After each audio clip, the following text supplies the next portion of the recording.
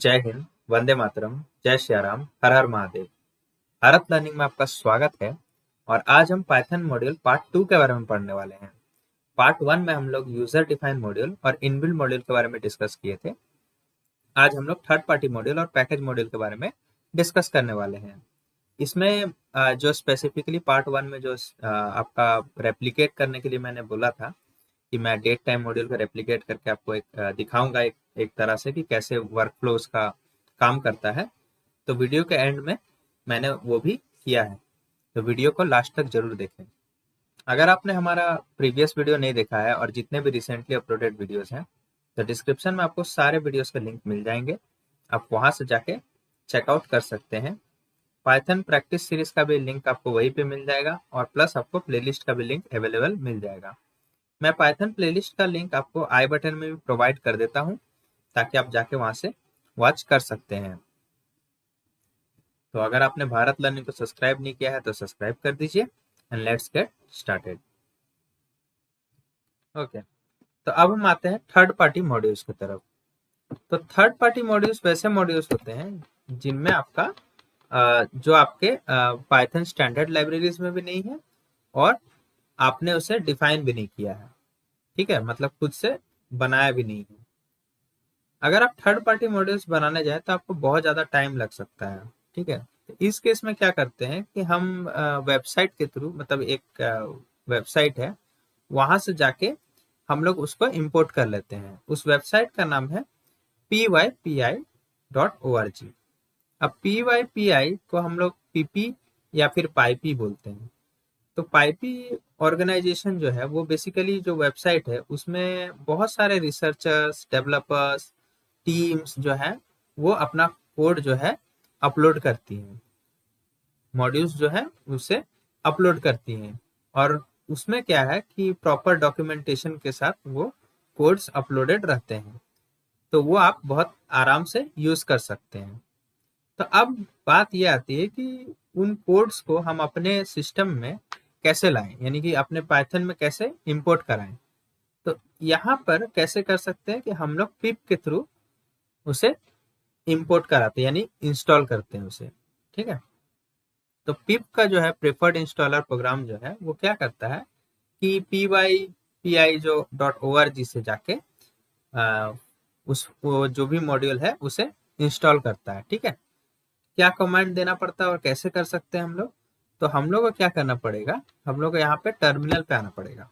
ये है आपका टर्मिनल, और टर्मिनल पे आपको क्या लिखना होगा, जो भी आपका पिप इंस्टॉल, ठीक है, पिप इंस्टॉल या फिर पिप अनइंस्टॉल भी कर सकते हैं। अगर मान लीजिए गलती से वो जो मॉड्यूल है आपका इंस्टॉल हो गया है, ठीक है, और आप चाहते थे कि वो नहीं दूसरा कोई मॉड्यूल इंस्टॉल हो, तो उस केस में आप पिप अनइंस्टॉल भी यूज कर सकते हैं।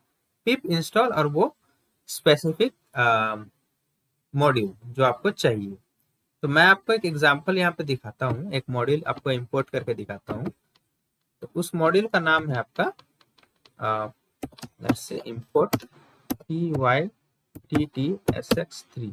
ये Python text to speech module है, यानी कि आप कुछ भी लिखिएगा वो इसे बोलेगा। अब यहाँ पर देखिए ये रेड कलर का आ रहा है, रेड कलर का आ रहा है, इसका मतलब no module name Python TTSX3। ठीक है, इस तरह का कोई मॉड्यूल है ही नहीं। तो इस केस में यहाँ पे भी ऑप्शन आ जाता है इंस्टॉल करने का। तो अगर आप इसको भी क्लिक करेंगे तो ये सीधा पीपी ऑर्गेनाइजेशन की तरफ ही जाएगा और वहां से इंस्टॉल कर लेगा। और यहाँ से आप डायरेक्टली भी कर सकते हैं, बट जस्ट इन केस अगर सपोज कीजिए आप स्पेलिंग आपका हो सकता है कि नहीं, आपको डाउट लग रहा है कि मेरा स्पेलिंग कहीं गलत है या कुछ ऐसा इश्यू आपको लग रहा है, तो आप क्या कीजिए, तो आप गूगल पे जाइए और आप लिखिए पिप इंस्टॉल जो आपका प्रोग्राम है, ठीक है, जो भी आपका नेम है, और यहाँ पे एंटर कर दीजिए। तो सबसे पहले देखिए पीपी ऑर्गेनाइजेशन का ही आपको लिंक मिलेगा। इस पे जब आप क्लिक कीजिएगा तो देखिए ये वेबसाइट पे आपको क्या क्या इंफॉर्मेशन मिल रहा है। तो देखिए यहाँ पे सबसे पहले यहाँ पे देखिए pip install Python text to speech जो है ये आपको आ रहा है। यहाँ पे देखिए डायरेक्टली कॉपी बटन भी आ रहा है, यहाँ से आप कॉपी करके सिंपली टर्मिनल पे पेस्ट कर सकते हैं। ठीक है, यहाँ पे कुछ डॉक्यूमेंटेशन और यूसेज के बारे में भी लिखा हुआ है, तो आप इसको ट्राई भी कर सकते हैं। ठीक है, तो अब हम आते हैं सीधा टर्मिनल पे, और टर्मिनल पे जाके यहाँ पे सब हटा देते हैं और कंट्रोल V या फिर शिफ्ट इंसर्ट करके हम इसको पेस्ट कर सकते हैं। ओके, लगता है आई थिंक कॉपी किए, पे आए, पेस्ट कर दें। ठीक है, ये आपका कुछ इस तरह काम करता है। अब इसको चलिए एंटर करके इंस्टॉल करते हैं। ठीक है, तो ये देखिए इंस्टॉल हो जाएगा। कहाँ इंस्टॉल होगा? पाइथन स्टैंडर्ड लाइब्रेरी में। ठीक है, तो अब दोबारा अगर आप कभी यूज कीजिएगा तो वो डायरेक्टली आ जाएगा। देखिए यहाँ पे सक्सेसफुली इंस्टॉल हो गया। ठीक है, ओके। तो अब जैसे यहाँ पे एक छोटा सा मैंने कोड लिखा, और यहाँ पे देखिए ये टेक्स्ट है, और ये क्या होगा, अपने आप स्पीच में बदल जाएगा। यहाँ पे पहले हमें इनिशियलाइज करना पड़ता है, और रन इन वेट का मतलब होता है कि पहले भाई ये बोलेगा, उसके बाद प्रोग्राम अपने आप जब तक बोल रहा है तब तक वेट करो, और उसके बाद फिर एग्जिट हो जाता है। तो देखिए इसको।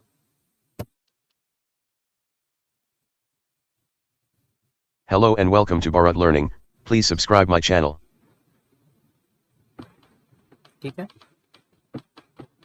होप आपको समझ में आया होगा ये पार्ट।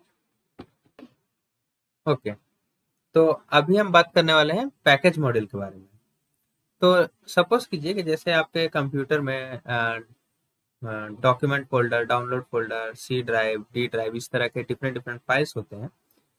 तो ऐसा नहीं हो सकता है कि एक ही फाइल में सारा, मतलब एक ही फोल्डर में सब कुछ स्टोर हो जाए। ऐसा भी हो सकता है, बट डिफरेंट डिफरेंट उसको फोल्डर्स में डिवाइड किया हुआ है, डिफरेंट डिफरेंट डायरेक्टरी में डिवाइड किया हुआ है। ठीक है, और ये डिफरेंट डिफरेंट डायरेक्टरी के अंदर डिफरेंट डिफरेंट फोल्डर्स रहते हैं, और उसके अंदर डिफरेंट डिफरेंट फाइल्स रहती हैं। ठीक है, तो इससे क्या होता है कि एक प्रॉपर ऑर्गेनाइज्ड वे आपको लगता है। ठीक है, उसी तरह पाइथन में भी जैसे ये मॉड्यूल्स हैं, ये मॉड्यूल्स जो है ये प्रॉपरली ऑर्गेनाइज नहीं है। ठीक है, इन्हें प्रॉपर ऑर्गेनाइज बनाने के लिए हमें पैकेज मॉड्यूल का यूज करना पड़ता है। ठीक है, तो उसके लिए हमें अभी सीखना पड़ेगा कि पैकेज हम बनाते कैसे हैं। जैसे फॉर एग्जांपल सपोज कीजिए ये जैसे बहुत सारा आपका मॉड्यूल्स है, बट ये ऑर्गेनाइज नहीं है। अभी अगर कोई और आएगा तो, मतलब कोई और आपका कोड देखेगा बड़े लेवल पे, काट इसको। ओके, तो देखते हैं कैसे बनता है। ठीक है, तो अगर आपको पैकेज मॉड्यूल बनाना है तो सबसे पहले आपको क्या करना होगा, पैकेज बनाना पड़ेगा। पैकेज कैसे बनेगा? तो यहाँ पर आपको राइट क्लिक करना पड़ेगा। डेमो क्लास है ये है या VNV है, किसी में भी आप राइट क्लिक कर दीजिए। राइट क्लिक करने के बाद यहाँ पे राइट क्लिक मत कीजिएगा, अदरवाइज प्रॉब्लम हो जाएगा। VNV जो है उस लेवल पे, या फिर कोई भी अगर आप फाइल बनाए हैं, मेन तो बना ही रहता है, मेन पे करिए, रिस्क मत लीजिए ज़्यादा। और यहाँ पे न्यू पे जाइए, और यहाँ पर आप देखिए पाइथन पैकेज लिखा हुआ है। पाइथन पैकेज पे क्लिक करते ही आपको दिखाएगा कि न्यू पाइथन पैकेज।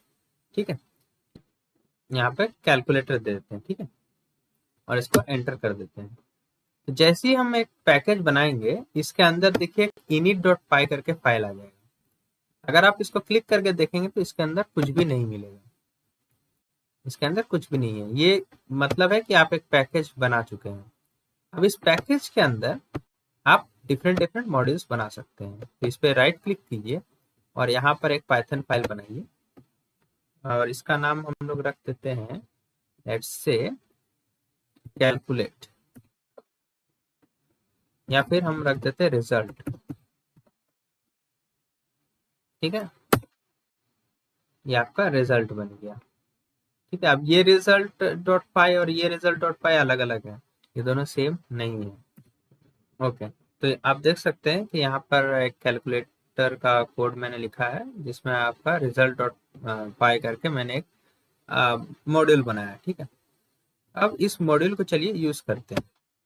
यहाँ पर क्या करना पड़ेगा, हमें इंपोर्ट, ठीक है, और कैलकुलेटर।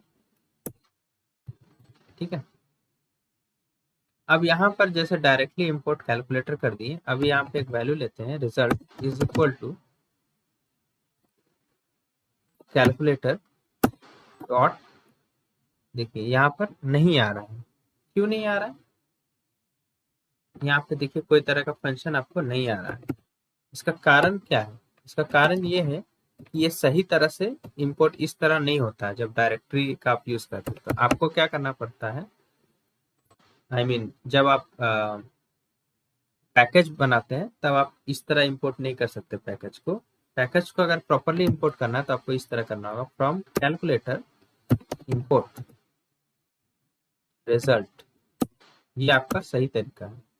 अब यहाँ पर मैं जब लिखूंगा रिजल्ट इज इक्वल टू, तो देखिए रिजल्ट का अंदर जो है ये चारों फंक्शंस जो है वो 1 बाय 1 करके आ गए, डिवाइड। ठीक है, यहाँ पर 7, 8, यहाँ पे आपका आंसर आ जाएगा। सॉरी, ये सारा रिटर्न कर रहा है तो हमें यहाँ पर प्रिंट करना पड़ेगा, प्रिंट। ऑलराइट, ये चीज का ध्यान रखना चाहिए। ठीक है, तो इस तरह का आप डिफरेंट डिफरेंट वे में यूज कर सकते हैं। ठीक है, तो होप आपको समझ में आया होगा किस तरह करके आपको एक पैकेज बनाना है। और पैकेज जो होता है वो बेसिकली क्या होता है, एक डायरेक्टरी होता है और उसके अंदर फाइल्स जो होते हैं वो क्या होते हैं, मॉड्यूल्स होते हैं। और ये क्या है, कोड को ज़्यादा ऑर्गेनाइज बना देता है। अब तो हमने पिछले बार कोशिश किया था इंपोर्ट कैलकुलेटर करने का, जो कि हमने पैकेज बनाया था और फिर उसको ट्राई किया था यूज़ करने का। ठीक है, जैसे कैलकुलेटर डॉट हमने यूज़ किया था तो वहाँ पे प्रॉपरली नहीं हुआ था, तो मैंने बताया था कि फ्रॉम करके आप यूज़ करो। ठीक है, बट व्हाट इफ अगर मैं चाहूँ कि मैं इंपोर्ट करूँ कैलकुलेटर को ही और यूज करूँ, जैसे कि हम लोग नमपाई को यूज करते हैं। नमपाई भी एक पैकेज मॉड्यूल है और हम लोग डायरेक्टली उसको इंपोर्ट करके यूज कर सकते हैं, तो कैलकुलेटर को क्यों नहीं कर सकते हैं? तो कैलकुलेटर को यूज करने के लिए अगर आप डायरेक्टली यूज करना चाहते हैं तो कुछ आपको चेंजेस करने पड़ेंगे।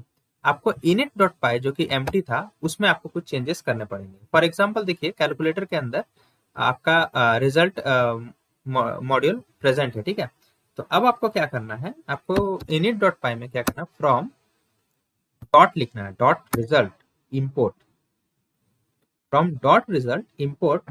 और रिजल्ट के अंदर आपका जो भी डिफरेंट डिफरेंट आपने फंक्शंस बनाए हैं उन फंक्शंस को आप 1 बाय 1 करके इंपोर्ट करा सकते हैं। तो यहाँ पे जैसे ऐड है, सब्ट्रैक्ट है, मल्टीप्लाई है और डिवाइड है। ठीक है, इसको आप 1 बाय 1 कर सकते हैं। ओके, तो ये आपका हो गया। अब यहाँ पर हम लोग क्या करते हैं, एक वेरिएबल बनाएंगे ऑल करके। ठीक है, स्पेशल वेरिएबल ऑल, ये एक तरह का लिस्ट है और इसमें क्या करेंगे, जितने भी हम लोग यहाँ पे बनाए हैं ये सबको 1 बाय 1 इसमें शो करेंगे। आप देखिएगा दूसरे दूसरे कोड्स में जिसमें आपका इस तरह init.py है उसमें इस तरह का वेरिएबल आपको देखने को मिलेगा, जिसमें 1 बाय 1 करके आप जितने भी तरह के फंक्शंस आपको यूज करने हैं वो सारा इसमें लिखा हुआ रहता है। ठीक है, तो ये जो है ये एक तरह का गुड प्रैक्टिस होता है करना। ये नहीं भी करेंगे तो चलेगा, बट ये एक तरह का गुड प्रैक्टिस है, आपको ये करना चाहिए। ठीक है, तो इससे क्या होता है, प्रॉपर आपको ट्रैकिंग पता चलता है कि आप कौन से मेथड को यूज करना चाहते हैं, कौन से मेथड को नहीं। ठीक है, इसके बारे में भी हम आएंगे, बट अभी समझिए कि इसको आप डायरेक्टली इस तरह लिखते हैं। अब चलिए हम लोग डायरेक्टली देखिए, इंपोर्ट कैलकुलेटर यहाँ पे लिखा हुआ है प्रिंट। देखिए कैलकुलेटर डॉट जैसे ही देंगे, अभी आपका देखिए यहाँ पे रिजल्ट आपका जो है मॉड्यूल वो भी आ गया और प्लस जो भी फंक्शंस आपने मेंशन किए थे ऑल पे वो सारे फंक्शंस भी आ चुके हैं। ठीक है, और यहाँ पे देखिए ऑल वेरिएबल भी आ चुका है, ये भी कैलकुलेटर को ही पॉइंट कर रहा है। ऑलराइट, यहाँ पे ऐड को यूज करते हैं और यहाँ पे चेक करते हैं कि हमने सही असम्पशन लिया था कि नहीं लिया था। चलिए इसको रन करते हैं, देखिए हमारा आउटपुट आ रहा है। ठीक है, तो ये हमने डायरेक्टली यूज कर लिया।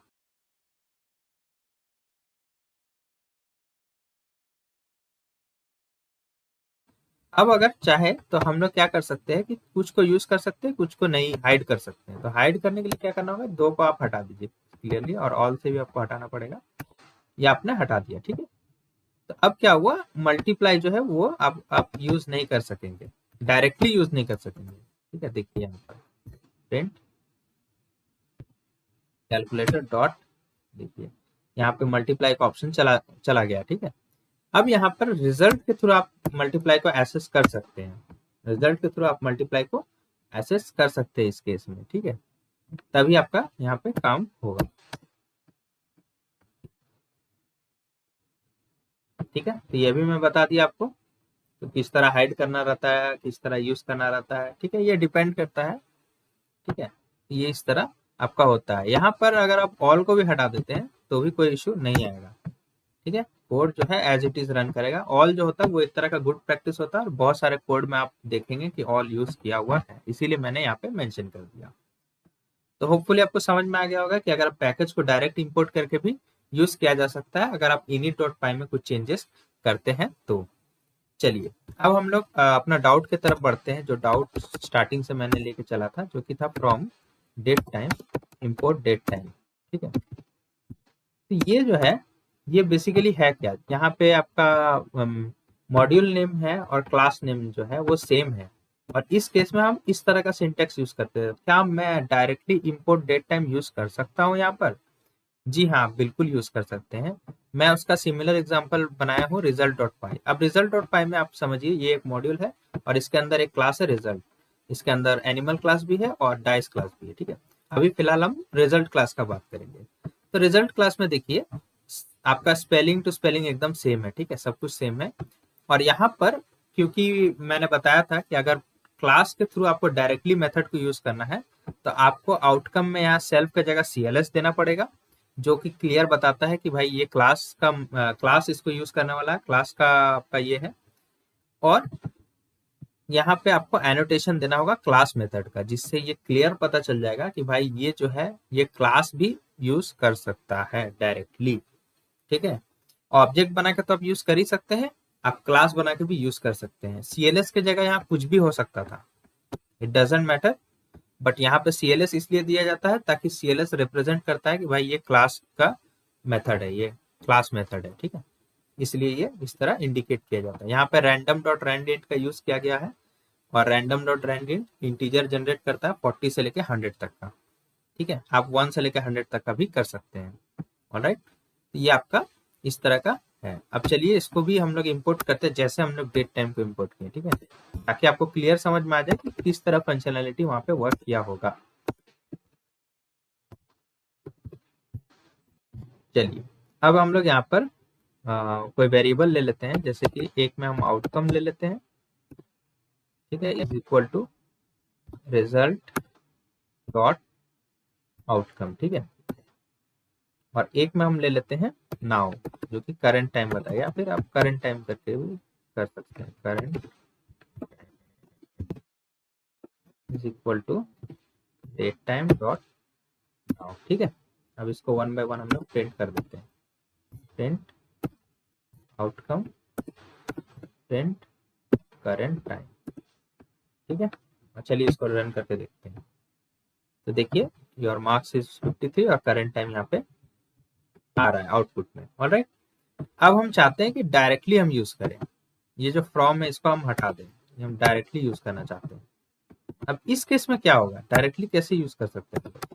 तो डायरेक्टली यूज करने का सिंपल क्या है कि सबसे पहले आपको क्या करना पड़ेगा, अगर आप डायरेक्टली यूज करना चाहते हैं, तो जैसे कि अभी आपने देखा मैंने जो कैलकुलेटर बनाया था, तो कैलकुलेटेड डॉट रिजल्ट डॉट उसके बाद आप यूज कर पा रहे थे, उसी तरह यहाँ पर भी आपको वैसा ही सिमिलर है, result dot result class dot उसका method, result dot result class dot उसका मेथड, ये आपका फॉर्मेट चलता है।